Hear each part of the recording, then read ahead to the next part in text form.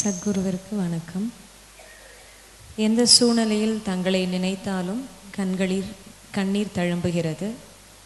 ஏன் இப்படி? மற்ற ஆன்மீகவாதிகளை பார்த்தால் அப்படி தோன்றவில்லை. இது எங்களுக்கு அற்புதமான குரு கிடைத்து விட்டார் என்ற சந்தோஷமா, இல்லை எங்கள் குருவிற்கு வேறு யாரும் நிகராக இருக்க முடியாது என்ற அகங்காரமா? உங்களுக்கு உங்கள் குரு பார்த்தாலே கண்ணில் தண்ணி வருது. எனக்கு சும்மா ஒரு நினைச்சாலே கண்ணில் வருது. இது எனக்கு நல்லா குரு கிடைச்சாங்கன்னு பெருமைனாலையா, இல்லை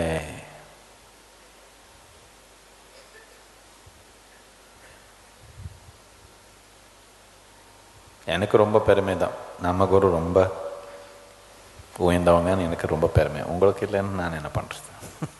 அது உங்கள் கர்மா.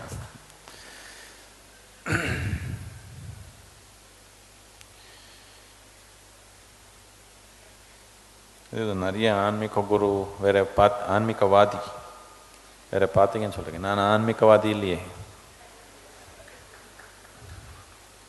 வாதமே இல்லைங்க. வாதம் மீன்ஸ் ஆர்குமெண்ட்டு.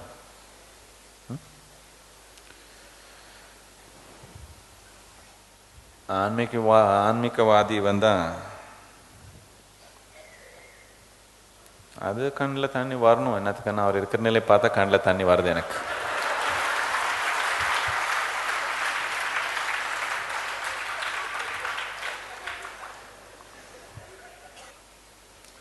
ஒரு புக்கு படித்தாலே போதும், ஆன்மீகவாதி ஆயிடலாம். இந்த மாதிரி வாதத்தினால ஆன்மீகம் வராது. ஆன்மீகம்னா உள்ளத்து கூட தொடர்பு இருக்கணும். இந்த உள்ளத்து கூட தொடர்புன்னா அடிப்படையாக உயிரன்றது பிரபஞ்சன்றது இப்போ விஞ்ஞானத்தைப்படியாக போனாலே ஒரு சக்தி. பிரபஞ்சமே ஒரு சக்தின்னு இப்போ விஞ்ஞானத்தில் ப்ரூவ் பண்ணுறாங்க.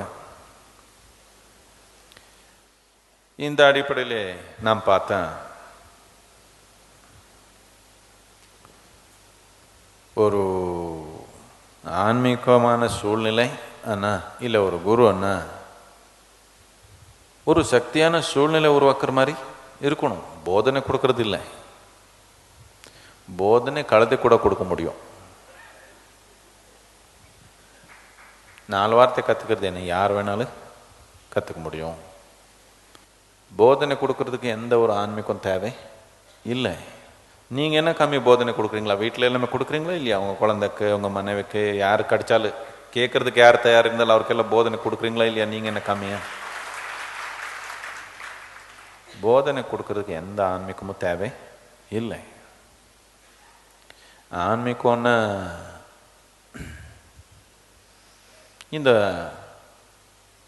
வாழ்க்கை இப்போ உங்கள் அனுபவத்தில் ஐப்புலங்கள் மூலமாக நடந்திருக்கிறதுனால எல்லாமே பொருளாக இருக்குது. பொருள் தன்மை தாண்டி எப்போ உணர ஆரம்பிச்சாங்களோ வாழ்க்கை, இப்போ இது ஆன்மீகம்.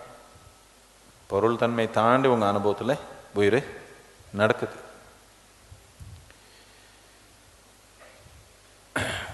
சும்மா இப்படி பார்த்தாலே கண்ணில் தண்ணி வருது, உடல் குதிக்குது, ஆடுது, என்னென்னமோ நடக்குது. இப்படி எல்லாமே சாமானியமாக எங்கேயும் நடக்கலை. நீங்கள் எங்கேயோ போய் வரலன்னு நினைக்கிறேன். நீங்கள் சுற்றி இருக்கீங்களா? கொஞ்சம் ஆன்மீகம் வச்சு சுற்றி இருந்தால் எங்கே போனாலும் போதனை மேலே போதனை நடக்குது. ஆனால் சும்மா ஒன்றும் சொல்லாமே இங்கே உட்கார்ந்த இடத்துல குதிக்கிற மாதிரி ஒன்றும் நடக்கலை. என்னத்துக்குன்னா சக்தி இல்லாத ஆன்மீகம் இல்லை, வெறும் கட்டுக்கதை.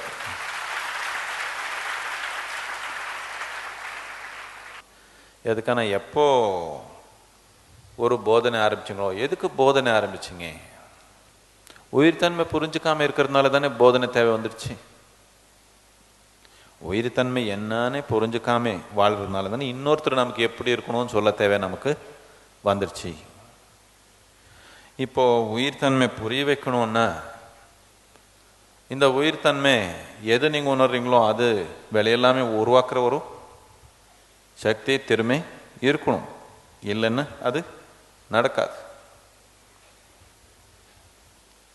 இப்படி இது பெருமைக்காக நான் சொல்லலை. இது எதுக்காக சொல்கிறேன்னா,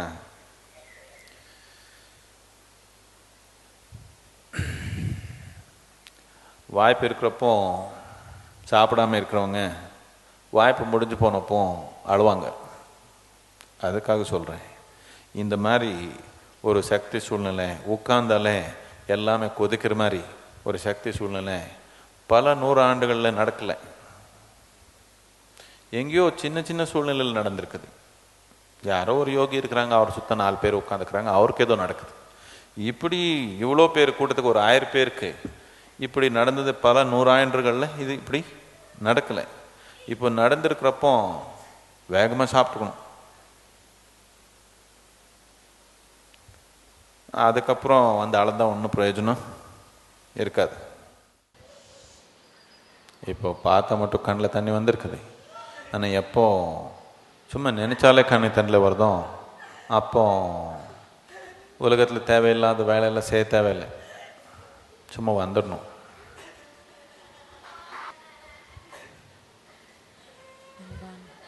யாரோ ஒருத்தர் வந்து ராமகிருஷ்ண பரமஹம்சர் கேட்டாங்க, நான் என்ன பண்ணுறது, நான் உங்கள் கூடயே இருக்கணும், ஆன்மீகம் உணரணும், உங்கள் கூடயே இருக்கணும் எனக்கு ஆர்வம்.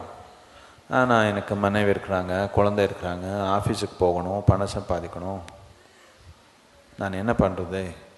அங்கே இருக்கிறதுக்கு எனக்கு விருப்பம் இல்லை, ஆனால் இங்கே இருக்க முடியாது, அங்கே ஏதோ ஒரு கட்டுப்பாடு இருக்குது, அது புரைச்சி ஆகணும் கேட்டாங்க. அதுக்கு ராமகிருஷ்ணா ஒரு எளிமையான ஒரு பதில் கொடுத்தாங்க. என்னென்ன, நீங்கள் பரவாயில்ல இப்போ வேலை பண்ணிக்கிங்க, எப்போ உங்களுக்கு உங்கள் குரு பேர் உச்சரித்தாலே கண்ணில் தண்ணி வருதோ அப்படி ஆயிடுச்சுன்னா நீ உலகத்தில் ஒன்றும் செய்ய தேவையில்லை, நீ சும்மா வந்துடாப்போம், அது வரைக்கும் நீ வேலை பண்ணி ஆகணும், பண்ணிக்கோ.